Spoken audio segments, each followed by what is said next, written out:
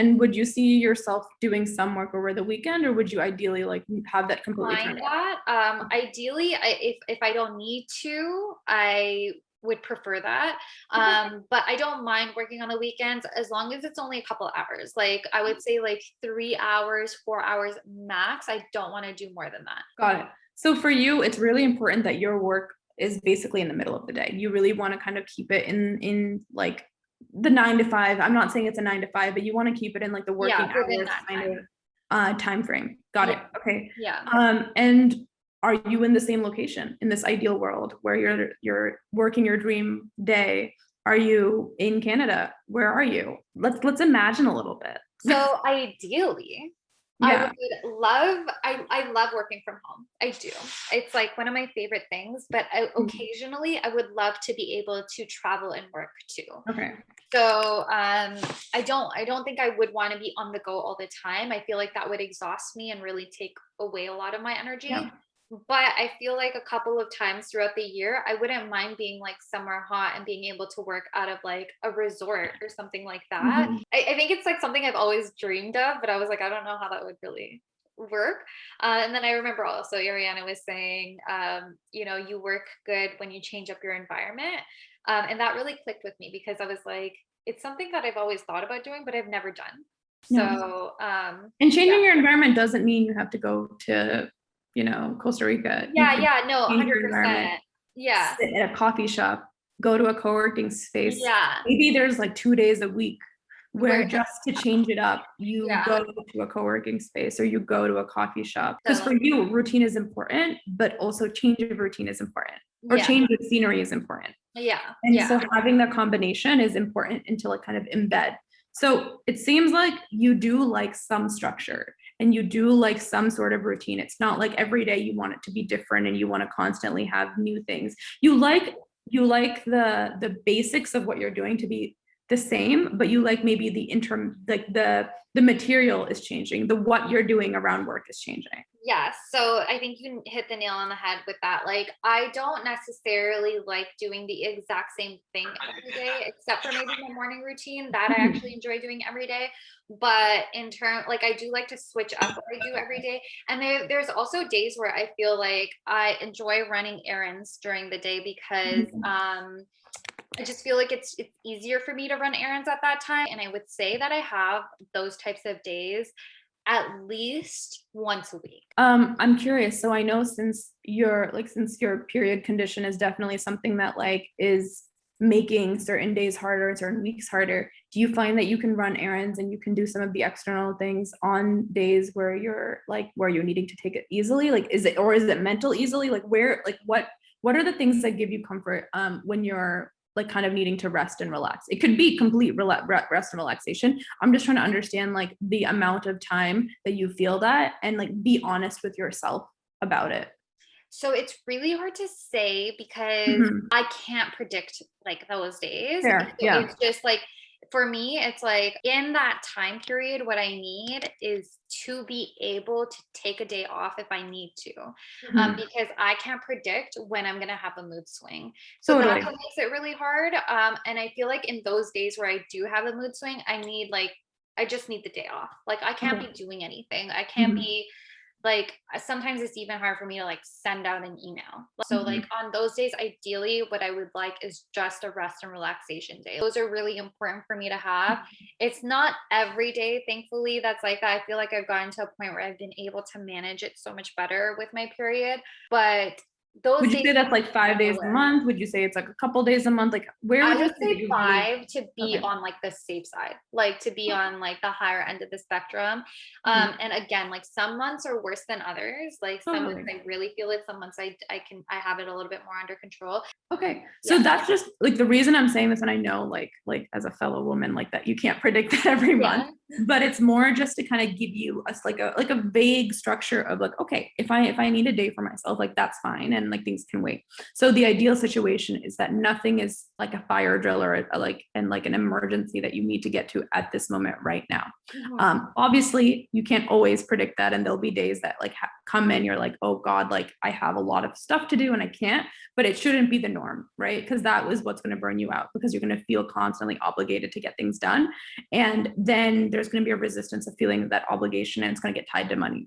And it's kind of the situation that you've been in right now. All that being said, the other thing that I did want to mention is we have to flip this narrative in your mind around, because I'm feeling anxious, I don't want to feel anxious and I just want to create content because I want to create content. It should be, I'm going to create content and the money will come. I need that to be flipped. Okay. So like, what can we do to flip that narrative? What is something that would help you flip that narrative? I'm going to ask you rather than me trying to come up with something. I think really being able to create content that makes me happy, because that's kind of how this started. It was like I was making content that made me really happy, that I felt passionate about, and naturally I was making money off of it. And because I think it really showed in my content. I think it showed in what I was putting out there. And I think right now I'm in a position of like, I'm making it because I have to, and this is my job. Being able to go back to that, being able to go back to a place of like passion, and I've noticed that that passion doesn't come out when I'm posting on my main page, my HemaliMistry page, but when I'm on my Up to No Good page, when I'm talking about like, you know, my upbringing and trauma and just like feelings and how to cope with them, I get excited. Like I get excited. I love like making that type of content. And like surprisingly, I like did get my first opportunity without even kind of putting myself out there to like network and stuff like that, to do like a speaking engagement. And I love that. I was like, you know, maybe it's not sponsored content, but maybe it's like I go out and do like a motivational like speaking thing or whatever. And I would love to do stuff like that and attract more stuff like that. And I think that's what I want my content to do, rather than it being like I need to do like a sponsored ad. I think those also just like make me feel icky inside sometimes, because not that I don't believe in the products that I'm promoting, but there's so much structure sometimes around the way I have to promote it that it doesn't feel genuine to me. Yeah. And I think that's I feel like how I need to really flip the script, is to be able to be my genuine self online again, because that's where it started and that's where I was creating content from, versus and that's how the money will come, versus what I'm doing right now of like, okay, I have to make it because it's like, this is how it feels. This is so powerful. And I don't know if you're hearing it, but I am hearing it coming out of you right now, is like, I need ownership over what I am producing. And right now, the piece that is giving me monetary compensation is forcing me to act and to show up in a way that is not authentic to myself. And this is where the ownership is so important. And this is where the value that you bring to your audience and your community is going to be so much more important and so much more valuable, because you want to own how you show up. And if it resonates with your audience, they will support you, they will pay you because you're giving them value. And it's not even them supporting you because they like you. They are giving you money in exchange for the value that you are bringing to them. Yeah, exactly. And that's exactly it. And I feel like I've lost that right now. Like I feel like I've lost that ownership, and I feel like it reflects content. Like I can see it, right? Like, and I can see it also when I'm going to make content. I just feel like I'm like, I don't want to do this right now. Like I can feel that resistance. Like, you know, when I go to make my Up to No Good content, I can feel the excitement. I can feel like the whatever. But when it comes to the HemaliMistry, I can feel that resistance of like, I don't know if I really care to do this. I'm just kind of doing it because I have to do it, you know? Well, that also brings up a couple of other points, right? Like, why is it like, what have you associated? What kind of worth, what kind of attitude, what kind of random things have you associated with each of these pages? I think for the HemaliMistry page, it's not that I don't love it. It's that the way I make money bothers me. I think it's like, you know, I want to be able to promote, like, I don't mind promoting products, but I just like want to be able to promote the product how I want to promote it, and still be able to make money that way. You know what I mean? Like, I don't want to have like all these guidelines of like, this is how you need to promote the product. And I think that's where a part of me was like, I really want to be able to sell my own thing, because I get to promote it how I want to promote it. And then I don't have to worry about like, XYZ person being like, hey, this is how you're going to make money. you have to follow these guidelines and you have to say these things. Like that bothers me. And I think that was a big reason I left corporate as well. I just hated that control. I hated people telling me like, this is how you have to do it. Like, I don't like that. I want to be able to do it on my own. Okay. And, So that's where the disconnect is coming in my HemaliMistry page. mhm. And then my Up to No Good page, I just think it's like a newfound passion of mine. So I just enjoy making the content. It just makes me feel good, and it makes me feel nice that like this content is actually helping people and it's making a difference in people's lives. What I'm hearing underneath all of this is that your HemaliMistry page, it is still exciting for you, but you've associated this need for money around it. So a lot of it seems like it's coming back to the same thing.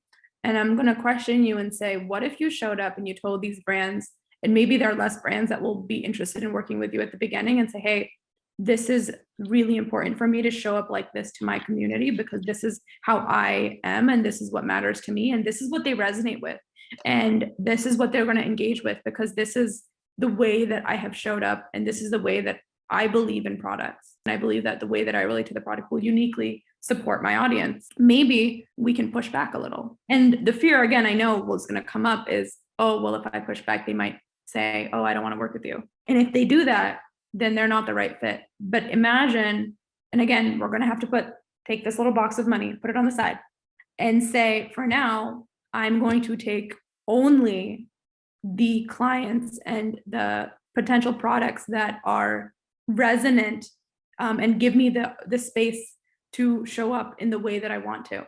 And maybe that is working with smaller brands. Maybe that is taking a slightly smaller amount of money in return for whatever that you used to charge, but you get to show up and you get to build and create the content in the way that you want to create it. And then the last piece I was going to say is, because there is a chance that if you do show up that way, and it does resonate and it does connect with your audience, that those bigger brands will notice and they will come back to you and let you show up the way that you want to show up because you've held your ground. Yeah, so I completely agree with that. I think that's a great idea. A part of me, so I think a really big disconnect or fear, I'm not really sure what to call it right now, but part of me is feeling like I don't mind. Well, I get that there's guidelines that you have to follow because that's just like what marketing is, right? Like Right. you're gonna have like legal requirements and stuff like that. I don't mind that. I don't mind that, I have to do that. But I hate that that's where the bulk of my money has to come from. Not has to come from, but that's where it is coming from right now, right? And so I think that's what really bothers me. So it's not the fact that I have to. I know I said it's like they have this control over me, but it's not the control of like, okay, they're not allowing me to create the content authentically. It's that this is what I have to rely on right now, right? And I don't want to rely on that. So if I have these requirements and whatever, it's okay. I'll make that content here and there, but I want to have that authority to make my own money so that I can like easily decline the ones that don't fit well with me, or that I just feel like, you know what, I can't authentically be myself when I'm like, when you give me those requirements because I don't agree with them or whatever, right? And so I want that authority. Like I want that. I don't mind that there are restrictions that will come with some of these. I just want it to be like a side thing for me. Yeah. Like I want it to be like I don't need it. It's nice to have. And as you were speaking, I was trying to think of like the best way to reflect this back to you. And I want you to view this year and this upcoming, like this process, as a 1 to 2 year entrepreneurial real life MBA. So the reason I'm saying this is because if you went to school to get your MBA or to get your PhD or to get anything else, you are pausing the amount of money that you are making. You are taking 1 to 6 years, depending on what you're doing, to learn, to educate, to build a skill, and you're generally paying to gain that knowledge. And usually, because of the way society has created this, we do not feel guilty for taking that time and going back to school. That guilt only exists in the real world when we are still working and still figuring things out, right? Just like the conversation that you had with your husband and that you're having with yourself around taking this time to give yourself space so you can figure this out, you need to continue to be honest with yourself around this as well. If there are certain clients that are not right now not a fit, don't take them on just because they're giving you money, because there is clearly a misalignment that's creating resistance from you to show up at all properly on this page. And remember, when we're operating from this resistance, it's going to get amplified in other aspects of our life. It's going to get amplified in your other aspects of your business as well, right? Let's only take the ones that are giving you the free reign.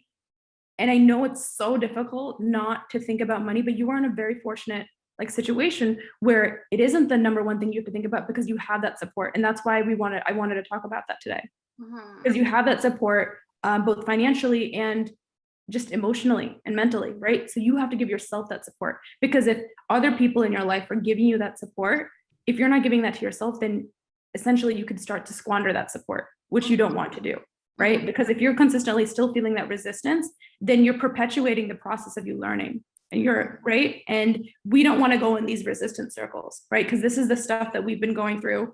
And I know you've been struggling with this for the last 6 months or so. And this is really you saying, hey, I am trusting myself. I am trusting that this doesn't feel right. Remember, when we talked about resistance, we talked about how when you feel resistance, it's your body's natural way of saying, this is not something that aligns with me. And there's 2 types of resistance. There's a resistance that comes from a place of fear, and there's a resistance that comes from a place of this is not being in alignment. And it's important that we give it time to decide whether this is a fear-based resistance or this is a misalignment resistance. Because if it's a fear-based resistance, then there might be just us having to break that down before we take that next step. But if it's a misalignment, then we know that this is not the right direction. And based off of this conversation, clearly in some of those cases, it's a misalignment. And by pushing ourselves towards it, we are feeding more of that resistance.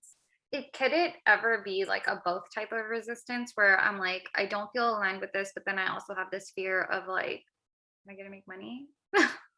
Yeah, yes. But so that fear, but if I guess it's the lowest common denominator. I'm trying to think of a way to say this, because it's if fear is the lowest, then we should actually let it go.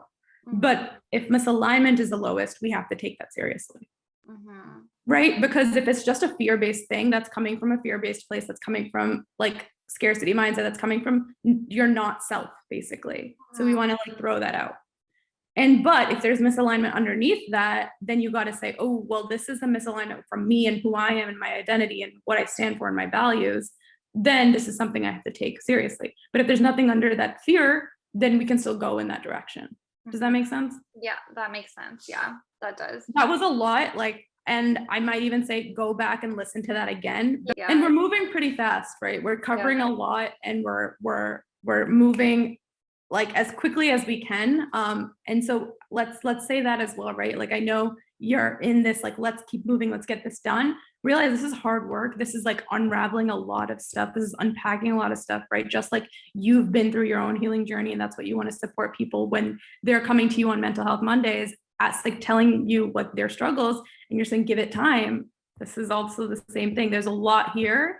And so it's this consistently to go back to it. But this last part, especially, I really want you to think about that, because I do think that it'll give you a lot of clarity, but it's just a matter of letting it click so you believe it. And the more quickly you can release any sort of scarcity or fear, then the quicker this will end up happening. So it is counterintuitive, right? Focusing on the fear and the lack of money is actually going to amplify how much longer it takes. Yeah, trust myself, trust the process, know that, sometimes you kind of got to take a step back in order to move forward, or take the time. It's not a step back. You're taking a step forward. Let's I want to hone in on that. You're taking a step forward, because remember, by adhering to your values, the way you're showing up, you are showing up better to your audience. That is a step forward. You are being more and more in your authentic self, and you're showing up more consistently in the way that your audience expects you to show up. Right? That's only going to build your community's loyalty with you. A lot of people, they don't care about that. They don't feel that resistance. They will do whatever. But clearly you're a person of integrity and a person of authenticity, and that's why you're feeling this resistance. Yeah. That makes sense. I hate it. but I love it and I hate it at the same time, because I'm like, Yeah. in fact, like I don't want to be that person that comes out fake. And I whenever I do meet people in person, they're like, you're actually what you're like online. Like, I actually feel like the genuineness from you, like that you show online in person. And I do pride myself on that. I that is something that I work really hard to do. And Mhm.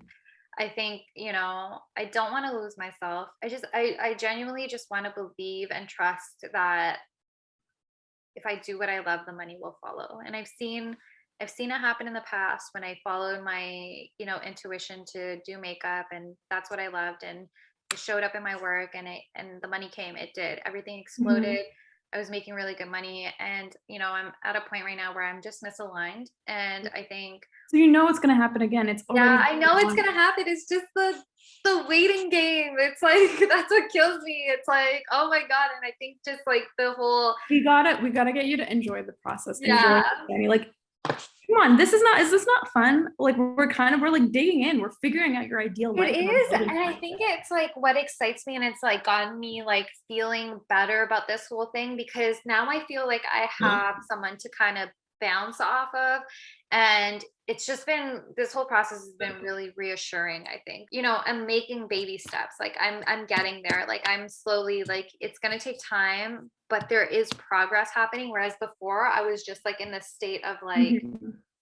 I don't know what's gonna happen. I don't know what I'm doing, blah, blah, blah. And so like this, it's making it easier for me to wait, because I can see that even though, there's nothing monetary in my hand right now, I can see that there's like things happening and things moving. It is feeling promising. I think it's just the whole, because I'm older and I have responsibilities and I have bills to pay and things like that, it's a bit of a different resistance, and it's a bit of a different fear, because of that. Like, I didn't have that when I was younger, right? And so I think really working through that is what's like is the biggest blockage, is Mhm. oh my God, I have bills to pay, like that, I don't know, commotion that's happening in my head. Mhm. It's, "Oh my god, I have bills to pay," but also, like, what I did worked last time, so I should do the same thing, right? So, Yeah. there's, like, always, like, 2 sides, and there's a bunch of things that, like, kind of contradict one another within our brains, right? And so it's really just kind of, like, getting rid of that noise and going Yeah. back to things and making it super simple. And so I wanna kind of, like, close out by saying,